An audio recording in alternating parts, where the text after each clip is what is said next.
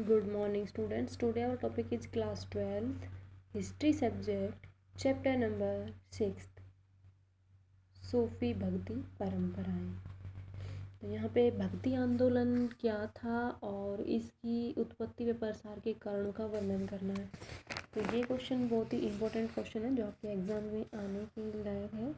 तो यहाँ पे भक्ति शब्द भज शब्द की उत्पत्ति भज शब्द से हुई है, जिसका अर्थ सेवा से लिया जाता है। भक्ति व्यापक अर्थ में मनुष्य द्वारा ईश्वर या इष्ट देव के प्रति पूर्ण समर्पण होता है, जिसके अनुरूप व्यक्ति अपने को स्वयं श्रद्धेय में समा लेता है। इसमें सभी रूढ़िवादी ताना बाना मर्यादाएं बंधनों की भूमिका नहीं होती है, बल्कि सरलता समन्वय की भावना और पवित्र जीवन पर बल दिया जाता है। भक्ति संत कवियों ने समाज की रूढ़ियों व नकारात्मक चीज़ों का विरोध कर उसके प्रत्येक वर्ग को अपने साथ जोड़ा, जिनके चलते हुए समाज का एक बड़ा वर्ग इसका अनुयायी व समर्थक बन गया। सभी भक्त कवियों ने मोटे तौर पर एक ईश्वर में विश्वास, ईश्वर के प्रति निष्ठा, प्रेम और गुरु के महत्व पर बल दिया था। इसी के साथ मानव की मात्रा की समानता, जीवन की पवित्रता, सरल धर्म, समन्वय की भावना के लिए कहा। इन संत कवियों ने सगुण व निर्गुण के आधार का अंतर भी बताया।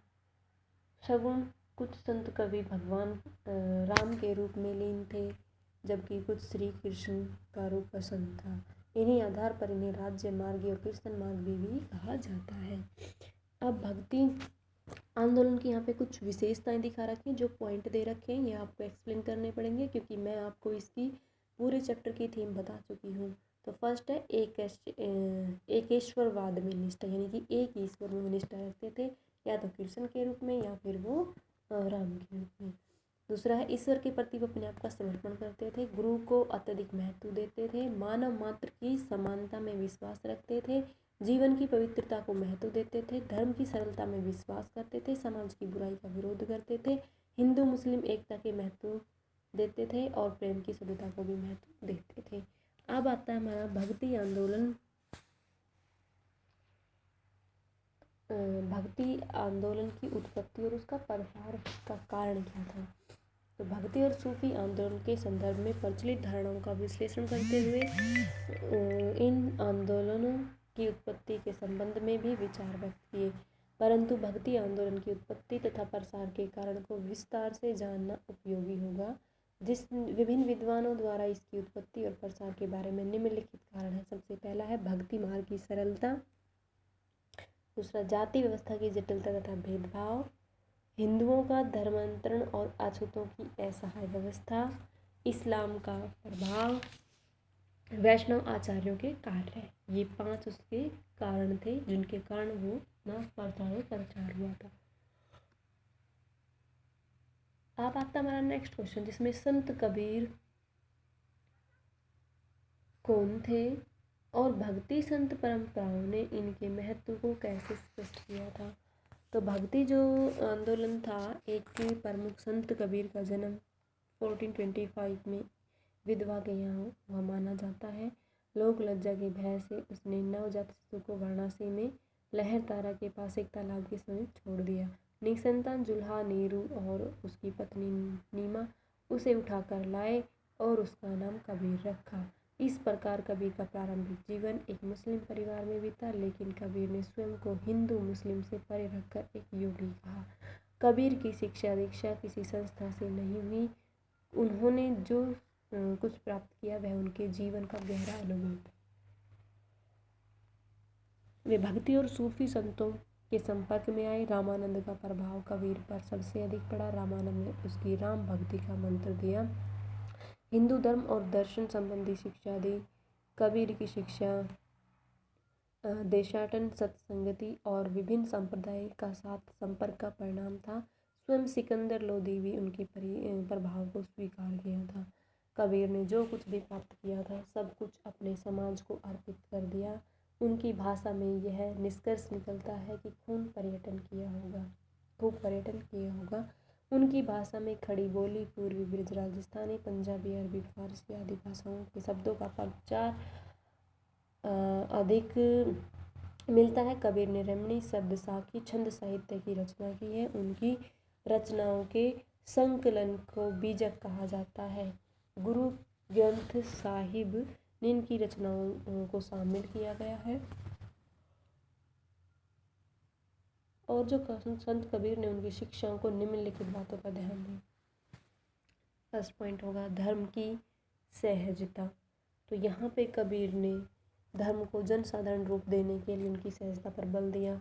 कबीर मत में साधन सहज होने चाहिए। प्रतिदिन के जीवन के साथ धर्म साधना का कोई विरोध नहीं होना चाहिए। इस सत्य को खूब समझा था। यही कारण है कि वे सन्यासी के शिरोमणि होकर भी सहज बने रहे। धर्म में सहजता के कारण कबीर का दर्शन भी सहज हो। सेकंड था कर्म योग पर उसने बल दिया था कि यहाँ पे पहली बार कबीर ने धर्म को अकर्मठ्य से हटाकर कर्म योग की भूमिका पर टिकाया था। उसे सहज बनाकर जनसाधारण के लिए गहरा बनाया। बाह्य आडंबरों का यहाँ विखंडन किया है। बाहरी प्रभाव मनुष्य पर नहीं होना चाहिए। कबीर की धर्मनिरपेक्षता पर बल दिया है और भक्ति भावना पर बल दिया है। इसके अलावा कुछ और भी पॉइंट लेफ्ट है, जैसे कि गुरु की महत्व पर उसने बल दिया है, क्योंकि गुरु ही उसको रास्ता दिखाने वाले ऐसे माना गया है कि अद्वैतवास पर बल दिया है। कुरीति और अंधविश्वासों का यहाँ पे खंडन किया गया है। तो ये था संत कबीर और उसके जो महत्व था उसको स्पष्ट करने के कुछ पॉइंट जो मैंने आपको बताए। अब हमारे गुरु नानक कौन थे और इनके जीवन की व शिक्षाओं का पर प्रकाश डालना। गुरु नानक देव जी सिख धर्म के संस्थापक थे। इनका जन्म 1469 ईस्वी में आधुनिक पाकिस्तान की तलवंडी में हुआ। इनका परिवार व्यापार करता था। उनका विवाह छोटी सी आयु में हो गया। पारिवारिक जिम्मेदारी भी काफ़ी थी, लेकिन वे अपना काफ़ी समय सूफी व संत भक्तों के साथ बिताते थे। उन्होंने दूर दूर के क्षेत्रों की यात्राएं करके अपने विभिन्न प्रकार के अनुभव प्राप्त किए। गुरु नानक जी के संदेश उनके भजने व उपदेश में पाए जाते हैं, उपदेशों में, जिनके आधार पर कहा जाता है कि उन्होंने धर्म के बाहरी आडंबरों जैसे यज्ञ, अनुष्ठानिक स्नान, मूर्ति पूजा, कठोर तप को नकारा। उन्होंने हिंदू व मुस्लिम दोनों धर्मों के ग्रंथों की पवित्रता को भी स्वीकार नहीं किया। उन्होंने ईश्वर के आकार, रूप, लिंग आदि को नकारते हुए निर्गुण भक्ति का प्रचार किया था। उन्होंने रब ईश्वर की उपासना का मार्ग, निरंतर स्मरण और नाम के जप को बताया।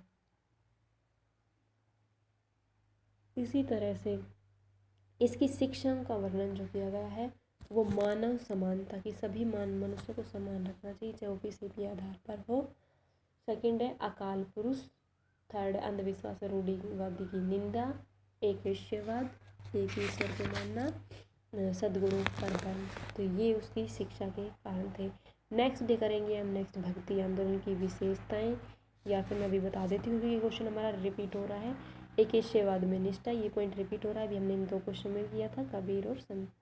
ईश्वर के प्रति समर्पण तथा प्रेम बल, गुरु की महत्व को बल, मानव मात्र समानता में विश्वास, पवित्र जीवन पर बल, धार्मिक सरलता पर समन्वय की भावना, समाज सुधार, ये इसकी विशेषताएं हैं। जो कि इसी की नहीं, वो जो विशेषताएं गुरु नानक के जीवन और शिक्षाओं में शामिल होने वाले कुछ पॉइंट है, और कुछ भी संत कबीर के प्रसार के कारण जो थे उनमें पॉइंट होने वाले शामिल है। अब हम बात करेंगे कि भक्ति आंदोलन के प्रमुख प्रभाव का वर्णन, किस किस पर प्रभाव पड़ता है भक्ति आंदोलन का। सबसे पहले धर्म पर पड़ता है, समाज पर पड़ता है, राजनीति पर और संस्कृति पर। तो ये था आज हमारा चैप्टर जो 6 कंप्लीट हो चुका है। नेक्स्ट डे हम नेक्स्ट चैप्टर करेंगे। Thank you students. तो ये चैप्टर आपको कंप्लीट कर लेना है विद क्वेश्चन आंसर। थैंक